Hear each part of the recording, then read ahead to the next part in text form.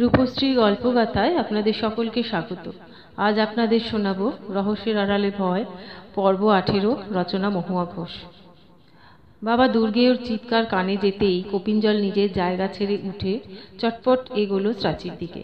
এদিকে স্রাচীর শরীরটা ততক্ষণে মেঝেতে ঘষতে ঘষতে সাধনা কক্ষের দরজার কাছে গিয়ে পৌঁছেছিল। কপিনজলও ঊর্ধ্বশ্বাসে গিয়ে পৌঁছলো দরজার কাছে, কিন্তু সাধনা কক্ষের দরজা হঠাৎ করেই খুলে গেল।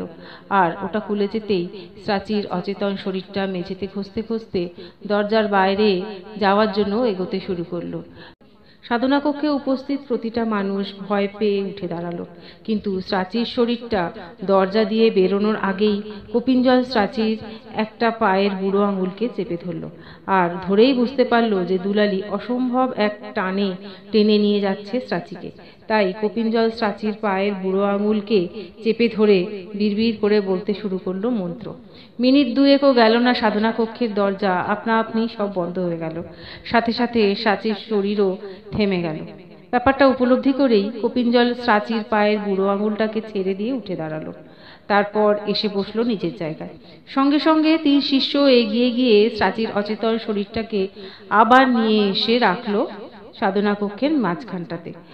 আর প্রায় সাথে সাথেই বলে উঠলো বাবা দুর্গেয়, দিনের সূচনা যেভাবে হলো সেটা মোটেই ভালো ঠেকছে না আমার। যেটা বুঝতে পারছি সেটা হলো আজকের দিনটা কাটানো মুশকিল হয়ে দাঁড়াবে, কঠিন পরিস্থিতির উদ্ভব হবে। কি হবে তাহলে বাবা? হেমেন্দ্রর প্রশ্ন শুনে চুপ করে বসে রইল বাবা দুর্গেয়। তার জায়গায় বলে উঠল কপিনজল, চেষ্টা করে যেতে হবে, এছাড়া আর কোনো রাস্তা নেই। এখন আমাদের অপেক্ষা করতে হবে পরের ফোনটার জন্য, সেখান থেকে কোনো তথ্য পাওয়া যায় কি না সেটা দেখতে হবে। আর যতক্ষণ না ফোন আসছে ততক্ষণ যেসব কাজ বাকি আছে সেগুলোকে আমাদের করে ফেলতে হবে।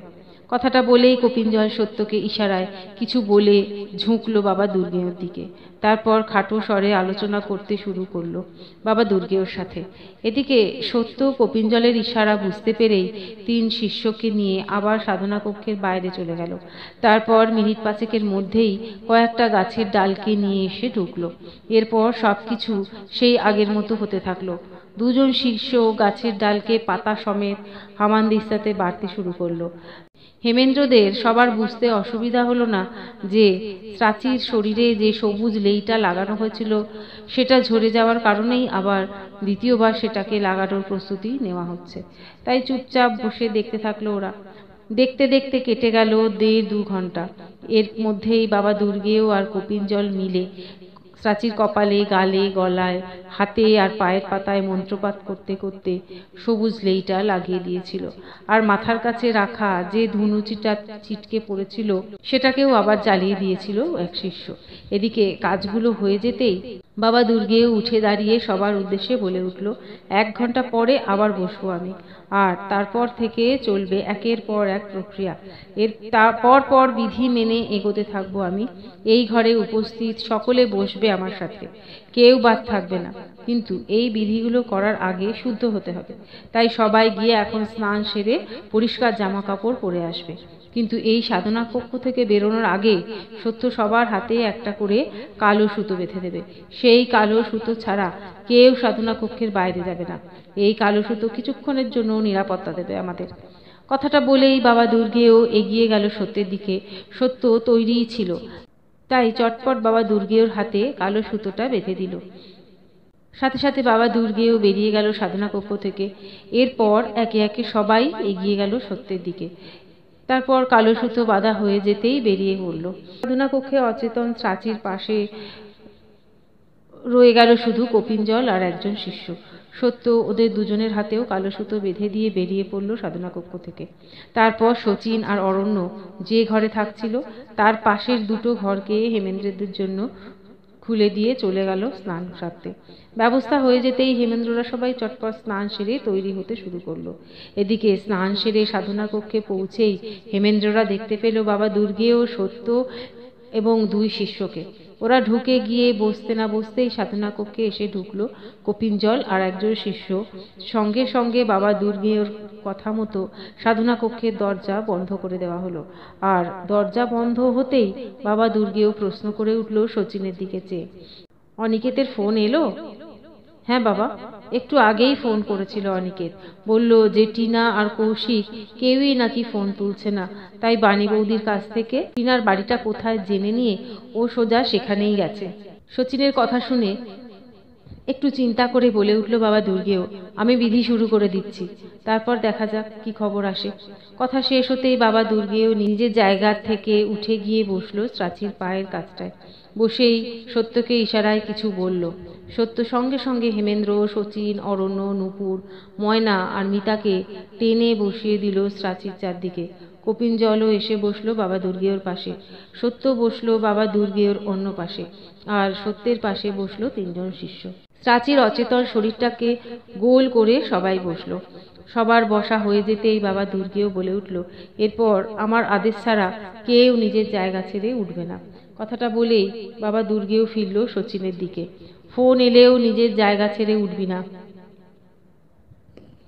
এখানে বসেই কথা শেষ করবি। বাবা দুর্গেয়র কথা শুনে ঘাড় নাড়ল শচীন, আর প্রায় সাথে সাথে শচীনের ফোনটা বেজে উঠল।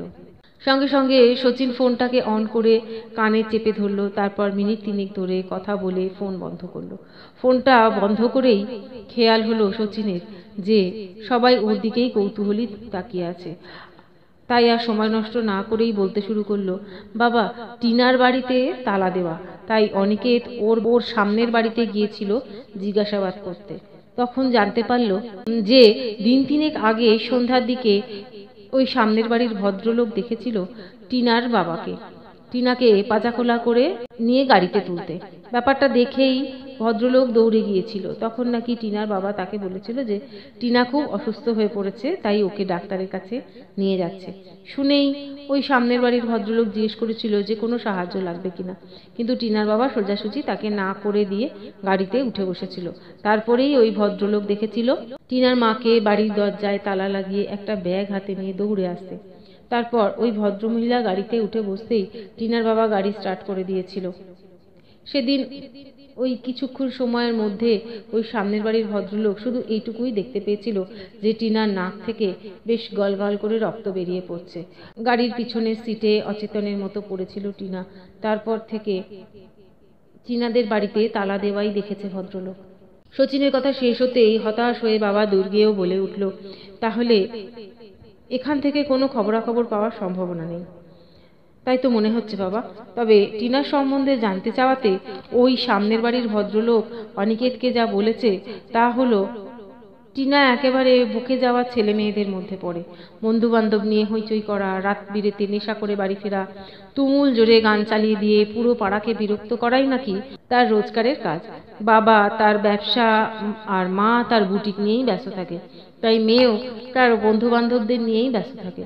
শচীনের কথা শেষ হতেই অরণ্য বলে উঠল, এখানে একটা কথা আমার মনে হচ্ছে, সেটা হলো প্রাচীদি যে চারজনের নাম করেছে তার মধ্যে থেকে দুজনের খোঁজ নেওয়া হয়েছে এবং তাদের দুজনের সাথে প্রাচীদি কিছু মিল আছে। যেমন প্রাচীদির রক্তবমি হচ্ছে, সবুজদার কাশির সাথে সাথে রক্ত বেরোচ্ছে, আর টিনার নাক দিয়ে গল গল করে রক্ত বেরোতে দেখেছে টিনাদের সামনের বাড়ির ভদ্রলোক। অরণ্য থামতেই বাবা দুর্গেয় বলে উঠল, হ্যাঁ ঠিকই বলেছিস, তিনজনেরই রক্তক্ষরণ হচ্ছে, কিন্তু এছাড়া আর কি মিল আছে? বাবা দুর্গেয়র প্রশ্ন শুনে অরণ্য আবার বলতে শুরু করলো, তিনজনেই নেশার দাস। বুঝলাম, আর কিছু? বাবা দুর্গেয়র প্রশ্ন শুনে ঘাড় নেড়ে না বলল অরণ্য। সঙ্গে সঙ্গে বলে উঠল সত্য, কিন্তু সনদপুরের প্রাচী, বেলডাঙ্গার সবুজ, টিয়া এদের নেশা করার সাথে শ্যামপুকুরে দুলালি আর পরীর কি সম্পর্ক? যখন সত্যের কথার মাঝেই নূপুর হঠাৎ করে বলে উঠল, সম্পর্ক আছে, বিধি চলাকালীন প্রাচীর মুখ থেকে এদের নাম বেরিয়েছে। ওই বার্তাটা দুলালি প্রাচীর মাধ্যমে আমাদের দিয়েছে। তার মানে দুলালির মৃত্যুর সাথে কোনো না কোনোভাবে এরা জড়িয়ে আছে। আর সবাই যেভাবে অসুস্থ হয়েছে তাতে বোঝা যাচ্ছে যে দুলালি সবার থেকেই প্রতিশোধ নিচ্ছে। কিন্তু ঠিক কী ঘটেছিল সেটা জানতে হবে, পরী বা এখন কোথায় সেটাও জানতে হবে। তবে আমার মনে হয় যেই রাতে দুলালি আর পরী নিরুদ্দেশ হয়েছিল সেই রাতে হয়তো চাচিদি আর ওর চার বন্ধুর কারণে মৃত্যু হয়েছিল দুলালির। ওরা পাঁচজনেই হয়তো মত্ত অবস্থায় ছিল। তবে এটাই যদি হয়ে থাকে তাহলে পরীকে কি ওরাই কোথাও লুকিয়ে রেখেছে? নূপুরের কথা শেষ হতেই নিস্তব্ধতা নেমে এলো সাধনা কক্ষে। সবাই বেশ চিন্তিত হয়ে পড়ল। কিন্তু কয়েকটা মুহূর্ত কাটতে না কাটতেই আবার ফোন বেজে উঠল শচীনের। সঙ্গে সঙ্গে শচীন ফোনটাকে অন করে মিনিট খানেকের মধ্যে কথা শেষ করে ফোন বন্ধ করলো। আর তারপরেই বলে উঠল সবার উদ্দেশ্যে, অনিকেত ফিরে যাচ্ছে মেজদার বাড়িতেই, কারণ কৌশিক ফোন তুলছে না। তাই অনিকেত ভাবছে যে আর একবার মেজদা আর বাণী বৌদিকে জিজ্ঞাসাবাদ করবে, একবার চেষ্টা করে দেখতে চাইছে ও নতুন কোনো তথ্য পাওয়া যায় কিনা।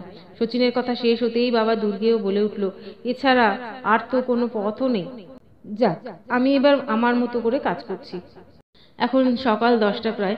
একের পর এক বিধি করতে করতে একসময় আমি দুলালির আত্মাকে আহ্বান জানাবো। জানি যে বিরাট ঝুঁকি নেব আমি, কিন্তু এছাড়া আর কোনো পথ নেই আমার কাছে। কথা শেষ করেই বাবা দুর্গেয়র হাতের ইশারায় 3জন শিষ্যকে উঠতে বলল। 3জন শিষ্য যেন তৈরিই ছিল। তাই বাবা দুর্গের ইশারা পেতেই ওরা 3জন উঠে দাঁড়ালো। তারপর ঘরের এক কোণে প্রায় 25-30টা কালো মোমবাতিকে নিয়ে এসে ওরা সেইগুলিকে প্রাচীর চারদিকে লাগাতে শুরু করলো। মোমবাতিগুলো বেশ মোটা আর লম্বা। এদিকে ঘরে উপস্থিত বাকি সবাই প্রাচীকে গোল করে ঘিরে চুপচাপ বসে রইল। যখন ওই 3 শিষ্য মোমবাতিগুলোকে লাগিয়ে জ্বালিয়ে দিল, তখন হেমেন্দ্ররা খেয়াল করলো যে 33টা মোমবাতিকে প্রাচীর চারদিকে জ্বালানো হয়েছে। কনাথ সেনও 33টা মোমবাতি জ্বালিয়েছিল প্রথম দিন। যা হোক, মোমবাতিগুলো লাগানো হয়ে যেতেই বাবা দুর্গের ইশারায় সত্য উঠে দাঁড়ালো। তারপর যে কালো সুতোটাকে নিয়ে ও আর 3 শিষ্য মিলে কিছু একটা করছিল, সেই কালো সুতোটাকে দিয়ে সত্য প্রাচীর হাত দুটোকে আর পা দুটোকে বেঁধে ফেলল। কাজটা হয়ে যেতেই সত্য সেই বড় আকারের প্রদীপটাকে নিয়ে গিয়ে রাখলো বাবা দুর্গেয় আর কপিঞ্জলের সামনে। যে প্রদীপটা সে তুলে নিয়ে গিয়েছিল বাবা দুর্গেয়র সামনে থেকে, যখন কপিঞ্জলের সামনে রাখা প্রদীপটা উল্টে গিয়েছিল। এদিকে প্রদীপটা রেখেই সত্য আর 2 শিষ্য গিয়ে বসলো নিজের জায়গায়, আর একজন শিষ্য গিয়ে দরজার কাছটাতে রাখা ঘণ্টাটায় 3 বার আওয়াজ তুলে ফিরে এসে বসলো নিজের জায়গায়। সাথে সাথে শুরু হলো বিধি। বাবা দুর্গেয় আর কপিঞ্জল প্রাচীর পায়ের পাতাকে ছুঁয়ে বিড়বিড় করে কিছু বলে যেতে লাগলো। ওই নিস্তব্ধ ঘরটাতে খুব হালকা একটা আওয়াজ তাই ছড়িয়ে পড়তে লাগলো। একটু একটু করে এগোতে লাগলো বেলা। প্রায় 12টা নাগাদ আবার শচীনের ফোন বেজে উঠল। প্রতিবারের মতোই শচীন চটপট ফোন তুলে অন করে কানে চেপে ধরল। তারপর মিনিট খানিকের মধ্যেই কথা শেষ করে ফোন রাখলো। কিন্তু বাবা দুর্গেয় আর কপিঞ্জলকে কাজে ব্যস্ত থাকতে দেখে চুপচাপ অপেক্ষা করতে লাগলো। প্রায় 1 ঘন্টা অপেক্ষা করার পর শচীন বলার সুযোগ পেল। তাই দেরি না করে চটপট বলে উঠল, অনিকেত ফোন করেছিল বাবা। বাণী বৌদিকে বিভিন্ন জিজ্ঞাসাবাদ করতে করতে অনিকেত একটা কথা জানতে পেরেছে। সেটা হলো সম্ভবত কৌশিকের বাবা নয় কাকা কেউ একজন পুলিশে আছে। এই রকমই একটা কথা একবার সবুজের কাছ থেকে বাণী বৌদি নাকি শুনেছিল। তাই অনিকেত মেজদা ওখান থেকে বেরিয়ে সোজা বেলেডাঙ্গায় থানায় যাচ্ছে। অবশ্য এতক্ষণে হয়তো পৌঁছেও গেছেও। প্রায় ঘন্টাখানেক আগে বলেছিল যে ও বেরিয়ে পড়েছে থানায় যাবে বলে। দেখা যাক কৌশিকের খবর পাওয়া যায় কিনা। কথাটা বলেই বাবা দুর্গেও ফিরল সত্যের দিকে। তারপর বলে উঠল, সত্য সবার জন্য একটু ফল আর শরবতের ব্যবস্থা করো, কারণ এরপর যে বিধি শুরু হবে সেটা যে ঠিক কখন শেষ হবে সেটা বলা মুশকিল। আদেও সেটাকে শেষ করতে পারবো কিনা সেটাও বলা মুশকিল। বাবা দুর্গেয়র কথা শেষ হতেই সত্যর ইশারায় উঠে দাঁড়ালো এক শিষ্য। তারপর সত্যের দেওয়া কালো সুতো হাতে বেঁধে নিয়ে সে চটপট বেরিয়ে পড়ল সাধনা কক্ষ থেকে। দুপুর হয়ে গিয়েছিল, তাই খিদে সবারই পেয়েছিল, কিন্তু উৎকণ্ঠায় সেটা বুঝতে পারেনি কেউই। কিন্তু যখন 2টো বড় আকারের থালা নিয়ে ঢুকলো ওই শিষ্য সাধনা কক্ষে, তখন সবাই বেশ ভালো রকমই টের পেল খিদেকে।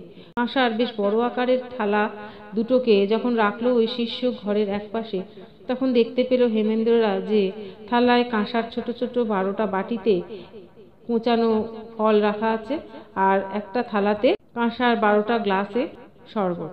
ওই শিষ্যই বাবা দুর্গেয়র আদেশে সবার হাতে হাতে ধরিয়ে দিল ফলের বাটি আর শরবতের গ্লাস। কিন্তু খাওয়া শুরু করার আগেই শচীনের ফোন বেজে উঠল। ফোনের স্ক্রিনে অনিকেতের নাম ফুটে উঠতেই শচীন তাড়াতাড়ি ফোন ধরল। তারপর একটু হু হাঁ করেই চটপট ফোন নামিয়ে রাখলো। আর ফোন নামিয়ে রেখেই উত্তেজিত হয়ে বলল, বাবা, কৌশিকের খোঁজ পাওয়া গেছে। কৌশিকের কাকা বিনয় চ্যাটার্জি, বেলেডাঙ্গা থানার ইনচার্জ, অনিকেতের কাছে সব কথা শুনে বিনয় চ্যাটার্জি নাকি বলেছে যে কৌশিকও অসুস্থ, তবে বাড়ির কাউকে সে কিছুই জানাচ্ছে না যে তার কি হয়েছে। শুধু গত 7 দিন ধরে একভাবে ঘরের দরজা বন্ধ করে বসে আছে। খুব ডাকাডাকি করলে তখন নাকি খুলছে দরজা, কিন্তু কারুর সাথে একটা কথাও বলছে না, খাবারও খুব অল্পই খাচ্ছে। শচীনের কথা শেষ হতেই বাবা দুর্গেও বলে উঠল, অনিকেতকে বল এক্ষুনি ওর সাথে গিয়ে দেখা করতে, এবার হয়তো কিছু একটা জানা যাবে। হ্যাঁ বাবা। অনিকেত বেরিয়ে পড়েছে বিনয় চ্যাটার্জির সাথে। কথাটা বলেই শচীন চটপট ফল আর শরবত শেষ করে বাটি আর গ্লাসটা এগিয়ে দিল যে শিষ্য দিয়েছিল তার দিকে, কারণ এর মধ্যেই আর এক শিষ্য সবার হাতে একটু করে জল দিচ্ছিল, যাতে বিধি শুরু হওয়ার আগে হাত শুদ্ধ করে নিতে পারে সবাই। তাই শচীনও হাত শুদ্ধ করে নিল, আর প্রায় সাথে সাথেই শুরু হয়ে গেল বিধি। প্রতিবারের মতোই সত্য সেই চীনামাটির বাটি দুটোর চারদিকে কারুকাজ করা লাঠি দুটোকে ঘোরাতে শুরু করলো, আর বাবা দুর্গেও আর কপিনজল বিড়বিড় করে মন্ত্র বলতে বলতে সামনে রাখা প্রদীপের তেলে নিজেদের ডান হাতের তর্জনীকে ডুবিয়ে মেঝেতে একের পর এক ফোঁটা দিয়ে যেতে লাগলো। প্রায় আধ ঘন্টা এভাবে চলার পর আচমকা টং করে আওয়াজটা ছড়িয়ে পড়লো সাধনা কক্ষের আনাচে কানাচে। সঙ্গে সঙ্গে সজাগ হলো সবাই, আর তারপরেই চোখের নিমেষে ঘটতে শুরু করলো একের পর এক ঘটনা। প্রথমেই কালো মোমবাতিগুলোর আগুন হু হু করে উঠে গেল অনেকটা অবধি। তারপর আগুনের তেজে মোমবাতিগুলো তীব্র গতিতে জ্বলতে শুরু করলো। কয়েক মিনিটের মধ্যে মোমবাতিগুলো আকারে বেশ ছোট হয়ে গেল। তারপরেই চাচির হাত দুটোকে আর পা দুটোকে একসঙ্গে করে যে কালো সুতো দুটো বাঁধা ছিল সেগুলি আচমকাই ছিঁড়ে গেল, আর প্রায় সঙ্গে সঙ্গেই সোজাসুজি উঠে বসলো সাত্রী। তারপরই চোখ মিলে তাকালো পায়ের কাছে বসা বাবা দুর্গে ও কপিনজলের দিকে। এরপর এক দৃশ্যে তাকিয়ে রইল সে। ভয়ঙ্কর দেখতে লাগছিল চাচিকে। ঠিক এই রকম একটা মুহূর্তে হঠাৎ করেই সবকটা কালো মোমবাতি একসাথে নিভে গেল। সাথে সাথে অন্ধকার নেমে এলো সাধনা কক্ষে। একমাত্র বাবা দুর্গেও আর কপিনজলের সামনে রাখা ছিল যে প্রদীপটা, সেটার আলোই যা সামান্য আলোকিত করেছিল সাধনা কক্ষের মাঝখানটাকে। সেই সামান্য আলোতেই যখন চাচিকে উঠে দাঁড়াতে দেখলো বাবা দুর্গেও, তখন নিজেকে এক প্রকার টেনে তুললো নিজের জায়গা থেকে। তারপর কোনো মতে এগিয়ে গিয়ে নিজের ডান হাতটা রাখলো চাচির মাথার উপর। বাবা দুর্গেওকে এগিয়ে গিয়ে চাচির মাথায় হাত রাখতে দেখে কপিনজলও উঠে দাঁড়ালো। তারপর এগিয়ে গিয়ে হাত রাখলো বাবা দুর্গেওর ডান হাতের ওপর। এরপরেই আস্তে আস্তে নিজের জায়গায় বসে পড়ল চাচি। তারপরেই নেতিয়ে পড়লো একেবারে। সঙ্গে সঙ্গে বাবা দুর্গেওর ইশারায় 3 শিষ্য সাধনা কক্ষের চারদিকে যত চিনে বাটিতে প্রদীপ ছিল সব কটাকে জ্বালিয়ে দিল, আর সত্য আর কপিনজল মিলে চাচিকে ঠিকঠাকভাবে জায়গাটায় সইয়ে দিল। সব কিছু হয়ে যেতেই বাবা দুর্গেও চিন্তিতভাবে বলে উঠল, না, সম্ভব হবে না। যে প্রতিশোধের আগুন জ্বলছিল দুলালির ভেতরে, তাতে আমার পক্ষে কিছুই করা সম্ভব হবে না। ওর ভেতরে যে রাগের সৃষ্টি হয়েছে সেটা যতক্ষণ না কিছুটা প্রশমিত হচ্ছে ততক্ষণ অবধি ওর আত্মাকে ডেকে তাকে নিয়ন্ত্রণে রাখা আমার পক্ষে অসম্ভব। কথাটা বলেই বাবা দুর্গেও গিয়ে বসলো নিজের আসনে। বাবা দুর্গেওকে এভাবে হাল ছেড়ে বসে পড়তে দেখে হেমেন্দ্র অস্থির হয়ে বলে উঠল, বাবা আপনি এভাবে বললে আমি মেয়েকে নিয়ে কোথায় যাব? দেখলি তো প্রথমবার যে সবুজ লেইটা লাগানো হয়েছিল চাচির শরীরে, সেটা কিভাবে শুকনো হয়ে ঝরে পড়ল। দ্বিতীয়বার আবার সবুজ লেইটা বানিয়ে বাকি যা যা করার সব কিছু করে যখন এগোতে গেলাম, তখন চাচির হাতে পায়ের বাঁধা কালো সুতোগুলো ছিঁড়ে গেল। মোটা লম্বা মোমবাতিগুলো কয়েক মিনিটের মধ্যে গলে ছোট্ট হয়ে গেল। দুলালি কোনোভাবেই এগোতে দেবে না আমাকে। ওর তেজ কিছুটা কমে এলে তখনই সম্ভব। বাবা দুর্গেওর কথা শুনে অবাক হয়ে প্রশ্ন করল হেমেন্দ্র, কিন্তু বাবা দুলালির তেজ কিভাবে কমবে? সেটা বলা মুশকিল, তবে আমার মনে হয় অনিকেত কৌশিকের কাছ থেকে দুলালির কোনো না কোনো খবর ঠিক পাবে। সেখান থেকেই হয়তো আমরা বুঝতে পারবো দুলালির রাগের কারণ, আর ওটা বুঝতে পারলেই ওর তেজ কিভাবে কমানো যাবে সেটাও বুঝতে পারবো। তাই এখন অনিকেতের ফোন না আসা পর্যন্ত অপেক্ষা করতে হবে আমাদের, তারপরেই যা করার করব। বাবা দুর্গেওর কথার পর শুরু হলো অপেক্ষা। সবাই চুপচাপ বসে রইল সাধনা কক্ষে। মনের মধ্যে চলতে থাকা ঝড়কে নিয়ন্ত্রণে আনার আপ্রাণ চেষ্টা করতে লাগলো সবাই, কিন্তু সময় যতই এগোতে লাগলো ততই যেন অস্থির হয়ে পড়তে লাগলো সবাই। প্রায় বিকেল 4:30টার সময় অনিকেতের ফোন এলো। ফোন আসার পর প্রায় 10-12 মিনিট ধরে শচীনের সাথে কথাবার্তা চলল অনিকেতের। তারপর একসময় ফোন বন্ধ করে দীর্ঘশ্বাস ছেড়ে বলতে শুরু করলো শচীন, আমি নিজের কানকেও বিশ্বাস করতে পারছি না বাবা। এই রকমও যে সম্ভব সেটা কিছুতেই মানতে পারছি না। শচীনের কথা শুনে হেমেন্দ্রও আর থাকতে পারল না, তাই অস্থির হয়ে বলে উঠল, আর ধৈর্যের পরীক্ষা নিস না শচীন, যা হয়েছে সেটা খুলে বল।